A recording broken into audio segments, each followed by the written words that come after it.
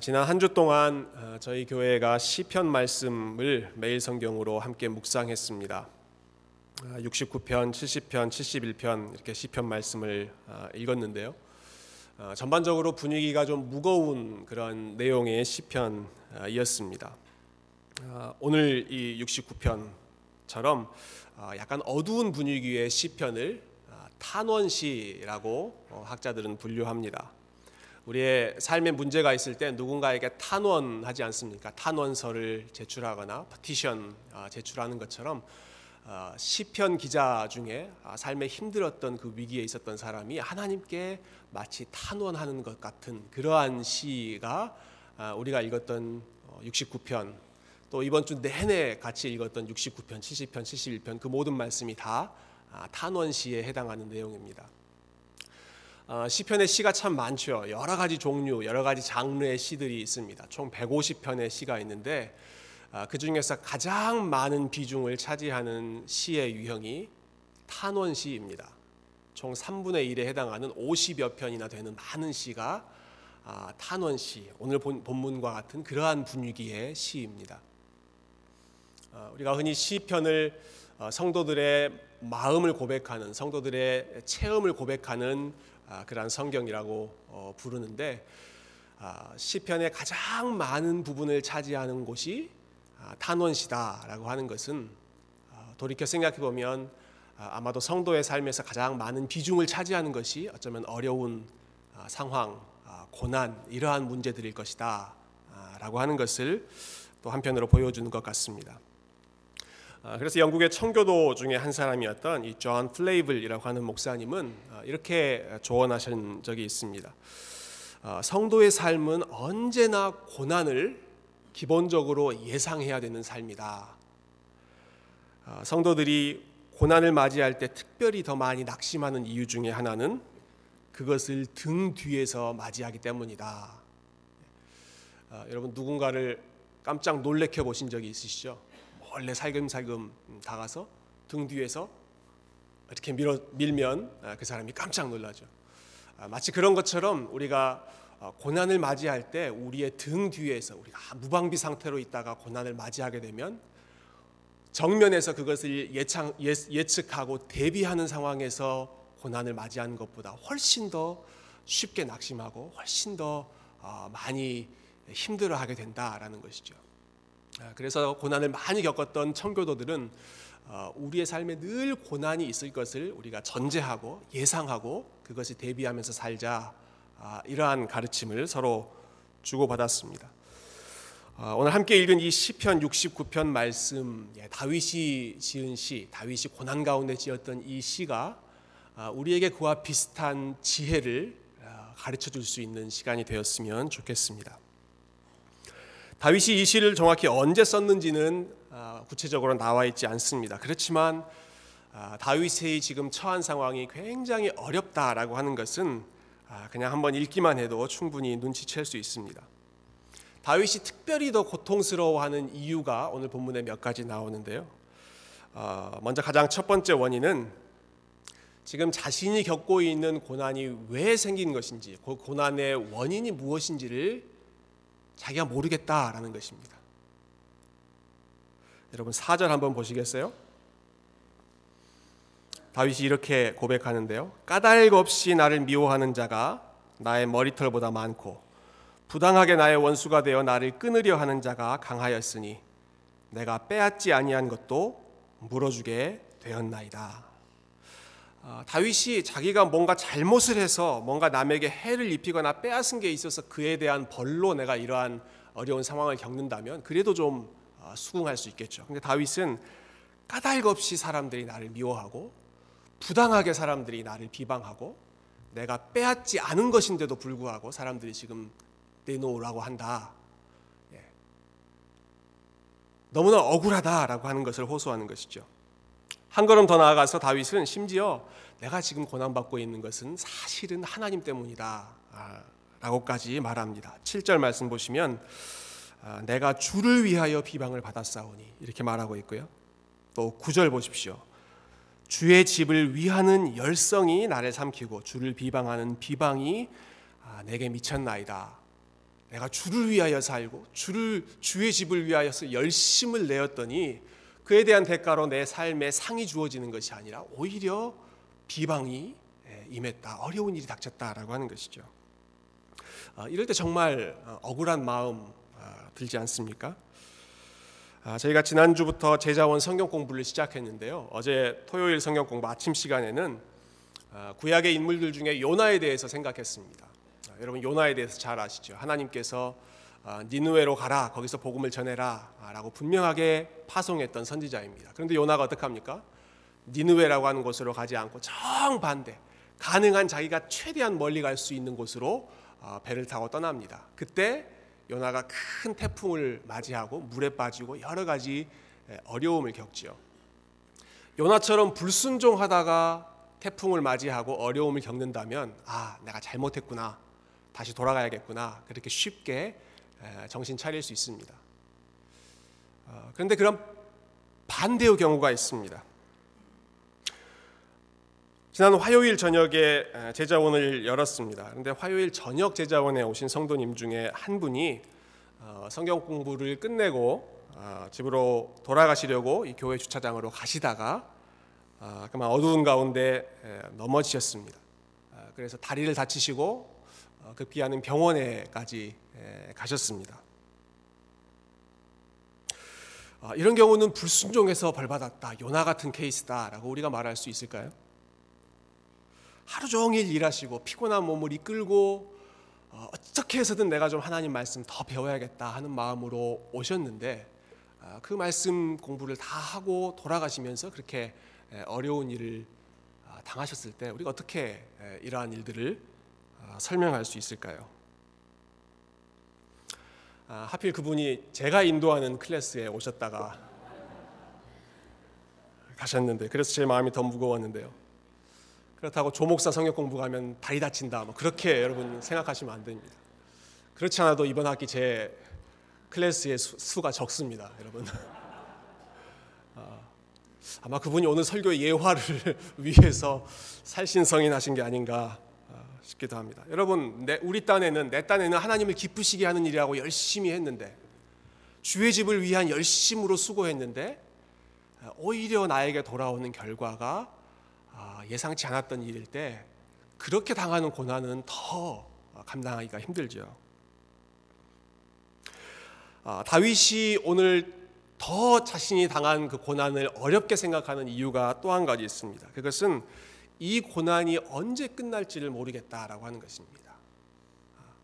언제 끝날지를 모르겠다. 오늘 69편에서 다윗은 자기가 처한 상황을 깊은 물에 빠지는 것으로 비유합니다. 깊은 수렁에 빠지는 것으로. 여러분 1절 2절 한번 보실까요? 1절 제일 시작하는 부분 보시면, 하나님이여 나를 구원하소서, 물들이 내 영혼에까지 흘러 들어왔나이다. 나는 설 곳이 없는 깊은 수렁에 빠지며 깊은 물에 들어가니 큰 물이 내게 넘치나이다. 자기가 지금 깊은 물 속으로, 수렁 속으로 빠져 들어가고 있다라는 것이죠. 물에 빠지는 것도 문제지만 더 큰 문제는 자기가 발 디딜 틈이 없다라고 하는 것입니다. 발 디딜 땅을 찾을 수가 없다는 것입니다. 2절 말씀에 나는 설 곳이 없는 깊은 수렁에 빠지고 있습니다. 여러분 혹시 깊은 물에 빠져보신 경험이 있으십니까? 저는 한번 그런 적이 있는데요. 제가 충분히 설 수 있는 곳이라고 생각했는데 의외로 거기가 깊어서 한번 푹 잠긴 적이 있습니다. 그래도 그때 발을 뻗었더니 밑에 바닥이 닿더라고요. 그래서 바닥을 치고 올라와서 사람들한테 도움을 요청했더니 그때 사람들이 도와줘서 제가 빠져나올 수가 있었습니다. 발을 디딜 곳이 없는 물속에 빠지는 것처럼 위험한 일은 없을 것입니다. 우리가 어려운 일을 당할 때 가끔 밑바닥을 쳤다라는 그런 표현을 쓸 때가 있죠. 밑바닥을 치면 그래도 일말의 소망이 있죠. 바닥을 쳤으면 올라올 것 아닙니까? 근데 칠 바닥이 없이 계속 자신의 삶이 내려가는 것 같다고 한다면 그것은 더 견디기가 어려운 고난이겠죠. 지금 다윗이 한탄하는 상황이 마치 그와 같습니다. 자신의 상황을 가리켜서 내가 디딜 곳 없는 수렁 속으로 계속해서 빠져간다. 그렇게 이야기하면서 곧이어 3절에 보시면 다윗이 또 이렇게 한탄합니다. 내가 부르짖음으로 피곤하여 나의 목이 마르며 나의 하나님을 바라서 나의 눈이 쇠하였나이다. 지금 하나님께 부르짖어 봤다는 것입니다. 내가 부르짖어 보고 부르짖어 봤는데 결국 남는 것은 지금 내 목만 상했다. 내가 하나님의 도우심을 기다리고 눈이 빠지게 기다렸는데 결국 남은 것은 내 눈만 아프고 내 눈만 피곤한 상황이다라는 것이죠. 어쩌면 우리의 혹시 투병 생활을 하시는 분이라면 그 투병 생활이 끝이 보이지 않을 때, 계속해서 그 해결의 기미가 보이지 않을 때, 혹은 그 가족들을 간병하는 분들이 또 마찬가지의 어려움을 느낄 때, 혹은 가족 중에 믿지 않는 사람들을 위해서 계속해서 기도하지만, 남편을 위해 또 아내를 위해 자녀를 위해 기도하지만 오히려 점점 더 하나님으로부터 멀어지는 것처럼 보일 때, 그럴 때 아마 다윗이 느꼈던 이러한 마음, 발 디딜 곳 없는 수렁으로 계속해서만 빠져드는 것 같은 그런 절망감을 여러분 느끼실 겁니다. 본문에서 다윗이 자신의 고난을 더 무겁게 여기는 이유가 또 한 가지 있습니다. 그것은 바로 이 모든 상황들 속에서 다윗이 혼자 있다라고 하는 것입니다. 아무리 상황이 힘들어도 그것을 같이 버텨줄 사람이 가까이에 있다면 그래도 조금 이겨낼 만한 소망이 생깁니다. 그런데 다윗은 지금 그렇지를 못합니다. 20절 말씀 한번 보시겠어요?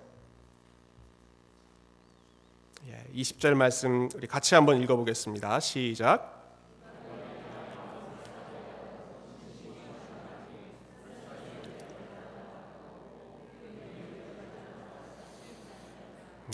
자신이 겪고 있는 일, 이 일을 좀 불쌍히 여길 자를 내가 찾는데 찾을 수 없고, 긍휼히 여겨줄 사람을 좀 찾는데 그 사람도 없다라는 것이죠.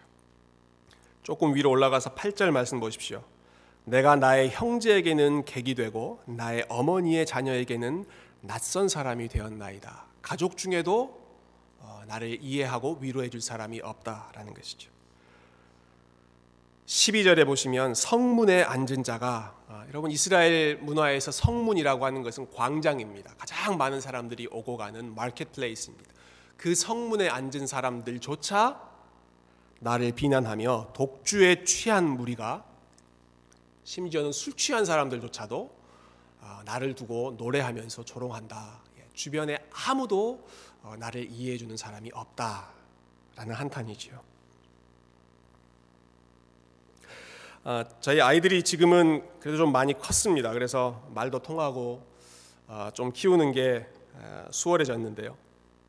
1, 2년 전만 해도 굉장히 힘들었습니다. 제가 힘든 건 아니고 제 아내가 굉장히 힘들어했습니다. 저야 학교에 가서 공부하다가 또 교회 사역 있으면 교회 왔다가 그랬으니까요. 이 아이들 셋 키우는 거 저희 아내가 주로 전담했는데요. 혼자서 아이 셋 키우는 게 힘들다 보니까 어떻게 하면 좀 쉽게 이 일을 지나갈 수 있을까, 또 어떻게 하면 좀 하루가 빨리 갈까 하는 마음에 비슷한 또래 아이 엄마들, 아이 둘 있는 집 엄마, 셋 있는 집 엄마들이 함께 모여서 플레이데이트를 많이 했습니다. 그렇게 하면 행여나 좀 하루가 빨리 가지 않을까 하는 기대감으로 한 것이죠. 언젠가 한번은 제가 점심을 먹으려고 집에 들어갔더니 총 11명의 아이들이 우글우글거리는 걸 보고 얼른 점심만 먹고 빨리 나왔습니다. 제가 보니까 좀 더 쉽게 이 시간을 보내보자 하는 마음으로 모였는데 오히려 더 힘들어 보였습니다. 그래서 제가 하루 정도 제 아내에게 물어봤습니다. 여보, 함께 모여서 이렇게 같이 있으면 더 힘들지 않아? 물어봤습니다. 그때 제 아내가 저를 지그시 바라보더니 정말 이 남자는 아무것도 모르는구나 하는 표정으로 우리가 좀 편해 보이려고 모이는 줄 알아요? 우리가 함께 모여 있을 때 위로를 받기 때문에 모이는 거예요. 서로 다 힘들어하는 그 가정들을 보면서 이 집도 애들 때문에 힘들어하고 저 집도 애들 키우면서 스트럭을 하고 나만 힘든 게 아니구나, 나만 고생하는 게 아니구나 라는 것을 확인하면서 서로 위안을 얻는다는 것이죠. 철로역정, 존 버년이 지은 철로역정에 보면 참 아름다운 장면이 하나 있습니다. 크리스찬이라는 주인공이 나오죠. 그 주인공이 순례의 길, 천국으로 향하는 길을 떠납니다. 그런데 여러 고비들을 만나는데 그 중에 가장 큰 고비 중에 하나가 사망의 음침한 골짜기라고 하는 고비였습니다. 거기서 사단과 싸우기도 하고 여러 가지 끔찍한 장면들을 보면서 마음이 크게 낙심합니다. 그 순간에 그가 그 여행을 포기하려고 합니다. 철로 역정을 포기하고 다시 떠났던 집으로 되돌아가려고 갈등하고 있는 찰나에 그의 마음을 붙잡아주는 사건이 하나 있었습니다. 어디선가 모른데 희미한 목소리지만 하나님을 찬양하는 사람의 목소리가 그의 귀에 들렸습니다. 그때 이 크리스찬이 내가 이 골짜기에 혼자 있는 게 아니구나, 누군가 이 길을 함께 걸어가고 있는 사람이 있구나라고 하는 사실을 그가 확신하고 다시 용기를 내서 천국으로 향하는 순례의 길을 계속해서 갑니다. 아무리 어려운 상황이라고 하더라도 혼자가 아니면 버텨낼 가능성이 있습니다. 여러분, 믿음의 공동체인 교회가 해야 할 역할이 바로 이런 것 아니겠습니까? 교회가 믿음의 사람들이 함께 모였을 때 하는 것이 결국은 서로를 보면서 내가 혼자가 아니구나, 내가 믿음의 여정을 걸어가는 것이 나 혼자만 가는 외로운 길이 아니구나 라고 하는 것을 확인하는 공동체가 교회이죠. 교회는 세상에서 잘 나가는 것, 성공하는 것, 성공 스토리를 자랑하면서 왜 그렇게밖에 못해, 나를 보고 좀 배워, 이렇게 독촉하는 곳이 아니라 본인이 힘든 이야기, 본인이 슬픈 어려운 일 당한 것을 함께 나누면서 우리가 다 힘든 사람이다라고 하는 것을 보면서 위안을 삼고 또 함께 일어서는 곳이 믿음의 공동체, 교회이지 않겠습니까? 여러분, 한번 주변을 잠깐 한번 보시겠어요? 옆에 계신 분들, 주변에 계신 분들 보시면 그런 마음이 드십니까? 내가 혼자가 아니구나, 아니면 나는 여기서도 혼자구나, 그런 생각이 드십니까? 힘들 때 그 힘듦을 같이 해줄 수 있는 사람이 있다면 그래도 그 고난의 골짜기를 이겨낼 수 있는 소망을 가질 수가 있습니다. 그런데 다윗은 지금 그러한 공동체를 찾고 있는데 본인에게 그 공동체가 필요한데, 누군가 나를 위로해주고 이해해줄 사람이 필요한데 아무도 주변에서 찾을 수 없다는 것이죠. 그러니 얼마나 그가 걸어가는 그 길이 힘들겠습니까?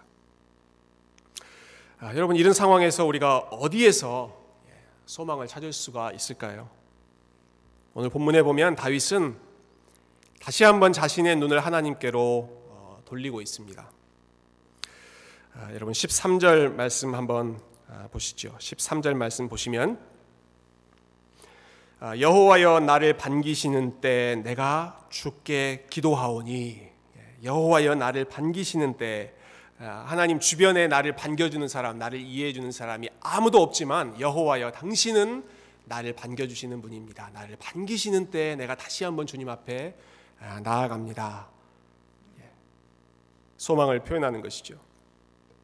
17절 말씀에도 보시면 주의 얼굴을 주의 종에게서 숨기지 마소서, 내가 환난 중에 있사오니 속히 내게 응답하소서. 하나님, 멀리 계시지 마시고 얼굴을 좀 숨기지 마시고 얼굴을 좀 밝히 나한테 보여주십시오. 그래야지 나한테 소망이 있겠습니다 라는 탄식이죠. 우리 18절 말씀은 한번 같이 읽어보실까요? 18절 시작. 내 원수로 말미암아 나를 속량하소서. 내 영혼에게 가까이 하사, 주님 멀리 계지 마시고 조금 가까이 와주십시오. 저한테 가까이 와주십시오.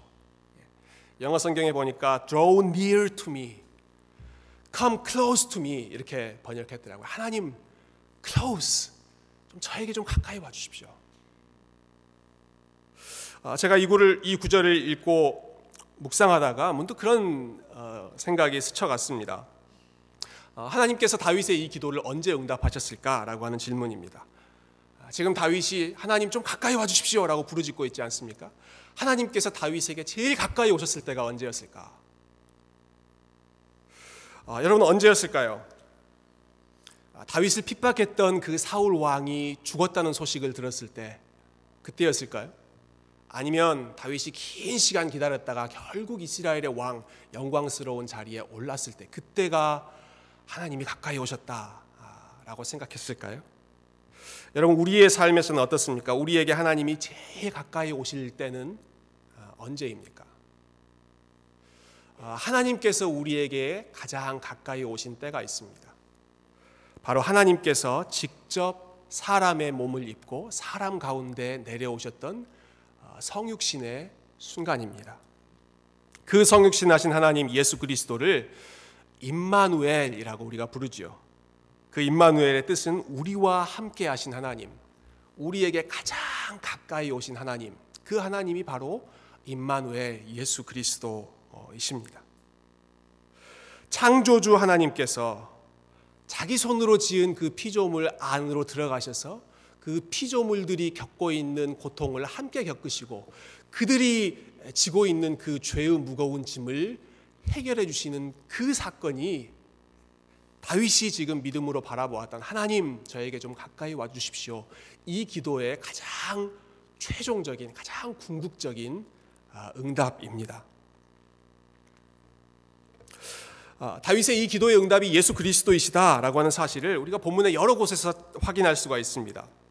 조금 전에 읽었던 우리 18절 말씀에서 내 원수로 말미암아 나를 속량하소서라고 다윗이 고백했죠.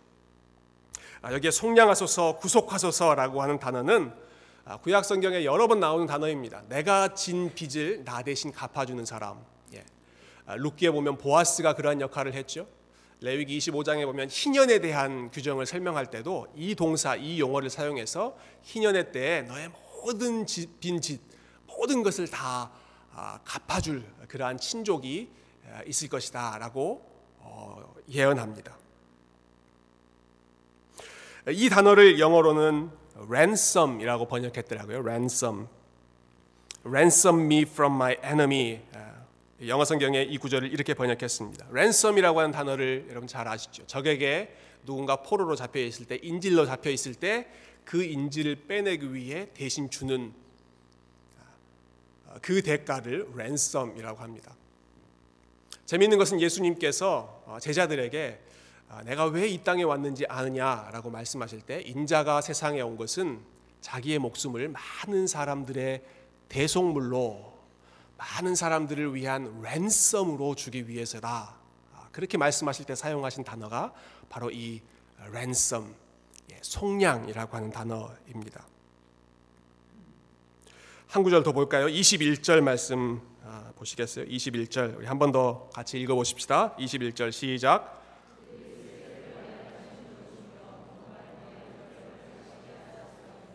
그들이 쓸개를 나의 음식물로 주고 목마를 때에는 여기서 초는 식초입니다. 베네갈, 식초를 나에게 주었다.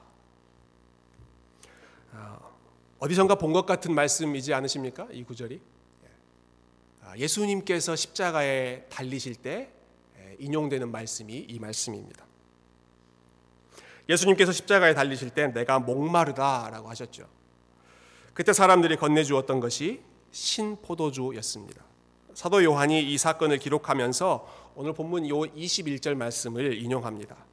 이렇게 설명합니다. 예수께서 성경을 응하게 하시려고, 다시 말해서 구약 성경의 예언, 구체적으로는 이 시편 69편 21편의 21절의 말씀을 이루시기 위해서 말씀하시되 내가 목마르다 하셨고, 사람들이 그 목소리를 듣고 신포도주를 드렸고, 예수님께서 그 신포도주를 마시고 다 이루었다 하시고 숨을 거두셨습니다. 예수님께서 마지막 돌아가시기 직전에 하셨던 일이 이 말씀을 이루시는 일이었습니다. 본인이 직접 신포도주를 마심으로써 이 예언을 성취하신 것이죠. 이렇게 볼 때 오늘 본문은 사실 다윗 자신의 아픔을 탄원하는 시로 시작하지만 궁극적으로는 예수님을 기대하고 그리고 예수님께서 하신 사역을 또 미리 보여주는 그러한 예언적인 메시지입니다. 물론 다윗은 예수님 오시기 이전에 살았던 사람이니까 정확한 구체적인 내용을 알지 못하고 그냥 믿음만 표현했을 뿐입니다. 예수님께서는 이 땅에 오셔서 유대인으로서 회당에서 시편을 가지고 함께 찬양을 부르셨을 때 아마 이 시편 69편을 부르셨을 때 느낌이 남다르셨을 것입니다. 그리고 돌아가시기 직전에 이 말씀을 이루시고 돌아가신 것이죠. 저와 여러분은 이 예수 그리스도의 사역이, 이 말씀에 대한 사역이 이미 이루어진 약속이다라고 하는 것을 우리는 알고 이 말씀을 지금 읽고 있는 것이죠. 무엇보다 예수님께서 바로 이 예언까지 성취하셨기 때문에 신포도주를 마시는 것까지, 목마를 때 초를 마시는 이 예언까지 이루셨기 때문에, 그래서 우리는 다윗과 함께 19절 말씀처럼 고백할 수 있다는 것입니다. 19절 보시면 주께서 나의 비방과 수치와 능욕을 아시나이다. 나의 대적자들이 다 주님 앞에 있나이다. 주님께서 나의 비방과 수치와 어려움을 아십니다. 다 아십니다. 라고 우리가 어떻게 고백할 수 있습니까? 주님께서 그 말씀을 온전히 마지막 순간까지 이루셨기 때문이죠. 그 말씀을 이루셨기 때문에 마치 다윗이 고백했던 이 내용, 또 그 후에 많은 성도들이 이 시편을 읽을 때마다 내 삶이 참 씁쓸하다, 목마른데 신포도주를 마셔야 되는 상황이다 라고 고백해야 하는 그 사람들의 마음을 주님께서 충분히 이해하시고 아신다라고 하는 것입니다. 여러분, 누군가 나를 알아주는 사람이 있다는 것은 참 기분 좋은 일입니다. 지난 주일에 저희 교회가 좀 특별한 일을 했습니다. 여러분 기억하시나요? 우리가 이름표를 같이 달고 서로 교제하고 예배를 드렸습니다. 많은 분들이 좋았다, 새로운 사람들 이름을 알게 되어서 좋았다라는 피드백을 주셨는데요. 사실 준비하는 입장에서는 조금 부담이 되는 일이었습니다. 혹시 뭐가 부담이 됐는지 아십니까? 오시면 저 문 앞에서 바로 이름을 써서 달아드려야 되는데, 그분이 오셨는데 이름을 모르면 어떡합니까? 오늘 우리 기도 김지훈 집사님이 하셨는데, 오셨는데 김 쓰고 이름이 어떻게 되시죠? 이렇게 물어보면 참 낭패이지 않겠습니까? 그래도 성도와 성도 간에는 몰랐습니다, 통성명이라도 합시다 하면서 넘어가면 되겠지만, 목사가 성도의 이름을 몰랐다 했을 때는 아마 그분이 교회를 안 나오시거나 그 목사가 뭔가 책임을 지거나 아마 그래야 되겠죠. 다행히 하나님께서 지혜 주셔서 그런 어려운 일 없이 순간들 잘 넘어가서 이름을 다 적어드렸습니다. 그런데 지나가시면서 반갑게 이렇게 인사하시는 분들이 있었습니다. 제 이름 아세요? 아마 교회에서 그냥 조용히 예배 드리셨기 때문에 모른다고 생각하셨던 것 같습니다. 우리 저랑 목사님 또 강대순 목사님이 이름을 적어드렸을 때 제 이름 아셨어요? 라고 얘기하시고 이렇게 밝은 모습으로 들어가시는 분들을 여러 차례 뵀습니다. 한갓 사람이 누군가의 이름을 알고 기억한다는 것도 우리에게 그렇게 기쁨을 준다면, 하물며 하나님께서 우리의 이름을 기억하신다, 우리의 상황을 아신다라고 하는 것은 얼마나 영광스러운 일이고 얼마나 복된 일입니까? 여러분, 예수님께서 요한복음 10장에서 비유를 들어서 말씀하실 때 나는 선한 목자다, 나는 양떼들을 위해서 죽는 선한 목자다라고 말씀하시고요, 양들은 내 음성을 듣고 나는 양들의 이름을 하나씩 불러서 그 양의 우리로부터 빼내어 내가 인도한다라고 말씀하셨습니다. 양들아 다 나와라 이렇게 말씀하지 않으시고 양들의 이름을 각각 내가 불러서 그들을 인도한다. 주님께서 양떼들의 이름을, 저와 여러분의 이름을 아신다라고 하는 것이죠. 어떤 분들은 이런 생각, 이렇게 물어보실지도 모르겠어요. 누가 내 이름 알아준다고, 내 상황만 이해해준다고 그게 능사입니까? 그런 말이 결국 듣기는 좀 달콤할지 모르지만 사실은 해결된 게 하나도 없지 않습니까? 그렇게 반문하실지도 모르겠습니다. 저는 이렇게 되물어보고 싶습니다. 여러분, 믿음이라는 게 도대체 무엇입니까? 우리가 신앙생활을 한다는 게 무엇입니까? 믿음이라고 하는 것은 결국 우리가 하나님을 알아가는 것이지 않습니까? 신앙생활을 한다는 것은 결국 우리가 그리스도를 더 알아가고 그리스도와 더 깊이 교제하는 것 아닙니까? 사람의 제일된 목적은 우리의 문제가 어느 순간 순식간에 해결되는 것이 아니고 우리의 제일된 목적은 하나님을 영화롭게 하고 하나님을 영원토록 즐거워하고 그분을 알아가는 것, 그것이 우리의 제일된 목적이라고 적어도 장로교회 안에서 우리의 개혁주의 신앙 안에서 우리가 그렇게 고백한다면, 믿음이라면 모든 상황 속에서 그리고 모든 성경 속에서 그리스도가 어떤 분이신지 그리고 그리스도가 무슨 일을 하셨는지를 더 깊이 이해하고 더 깊이 생각하는 것이 믿음의 가장 큰 유익일 것입니다. 최근에 흥미로운 책이 한 권 번역되었는데요. 미국에서 가장 영향력 있는 신학자 중에 한 사람인 스탠리 하워워즈라고 하는 분이 한나의 아이라고 하는 책을 썼습니다. 이 책이 한국어로 번역이 됐습니다. 이 책에 부제가 붙었는데 이런 부제였습니다. 정답 없는 세상에서 신학하기. 참 부제가 멋있죠. 이 하워워즈라고 하는 신학자는 미국에서 굉장히 유명한 신학자입니다. 듀크에서 가르치셨고 노틀데임에서 가르치셨고 예일에서 가르치셨고 심지어 2001년에는 타임즈에서 미국에서 가장 베스트 디올로지언으로 이 스탠리 하워워즈 교수님이 선정되셨습니다. 신학자들 중에서는 드물게 오프라 윈프리 쇼에도 초대받아서 나가셨던 분이 이분이십니다. 굉장히 유명한, 외적으로 볼 때 아주 많은 것을 이루셨던 분이죠. 그런데 이분이 실상 개인적으로는 많은 어려움을 겪으셨습니다. 특히 정신질환을 안고 있는 아내를 평생 동안 간호하고 노심초사 조마조마하며 살아야 하는 그런 삶을 이분이 사셨습니다. 이분이 자신의 삶을 회고한 책이 이 한나의 아이라고 하는 책인데, 이 책의 한 부분에서 이렇게 고백합니다.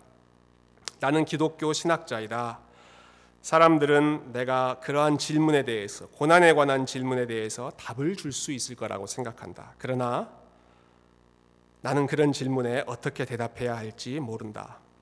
내가 볼 때 그리스도인으로 사는 것은 답을 발견하는 것이라기보다는 답이 없어도 사는 법을 배우는 것이다. 믿음은 답을 모른다 하더라도 계속해서 나아가는 것이다. 참 아름다운 고백이 아닐 수 없습니다. 때로는 우리가 고난의 원인을 알지 못할 때가 있습니다. 그 고난이 언제까지 지속될지, 언제 끝날지 알지 못할 때도 있습니다. 여러분, 기독교는 모든 문제들에 대한 정답을 주는 종교가 아닙니다. 기독교는 사실 내가 곧 길이요 진리요 생명이다 라고 말씀하셨던 그분이 결국 궁극적인 정답이다 라고 하는 것을 고백하고, 그분이 정답이고 그분을 알아가는 것이 내 삶의 목표다 라고 하는 것을 고백하고 훈련하는 것입니다. 다윗은 그러한 훈련을 했고, 스탠리 하워워즈 교수님이 그러한 훈련을 마찬가지로 했고, 많은 수많은 신앙의 인물들, 믿음의 사람들, 또 여기 계신 우리 기쁨의 교회 성도님들 중에 많은 분들이 사실은 정답을 알지 못하는 상황 속에서도 여기까지 믿음으로 걸어오신 줄로 믿습니다.